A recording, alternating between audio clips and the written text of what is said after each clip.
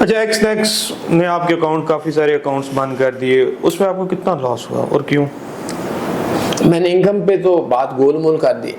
सच ये है, अल्लाह सुन रहा है, मेरा उनके साथ सूद पे मामला था। और जो मेरा अभी जो उसके अंदर टोटल में लॉस हुआ, अगर मैं आपको आखिरी 6 मंथ की इनकम बता दूं, जिसका अभी मेरा सिस्टम उन्होंने बंद वगैरह किए हैं, सिर्फ इस वजह से बंद किए हैं कि मैंने उनको बोला कि तुम लोगों ने सालों सूद क्यों लगाया।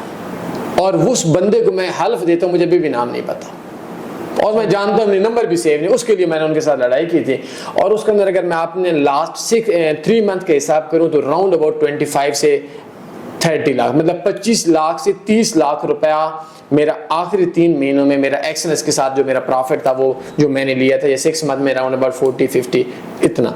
और वो सारे का सारा जो है वो मेरा उन्होंने अकाउंट बंद कर दी। और अल्हम्दुलिल्लाह बड़ी अच्छी बात है, क्योंकि मेरे सूद की वजह से अकाउंट बंद हुए तो अकाउंट्स बहुत बड़ी तादाद में बंद हुई है। और भी दुनिया के बंद हुए, बहुत बेचारे को नुकसान किया, लेकिन मेरा भी हुआ है।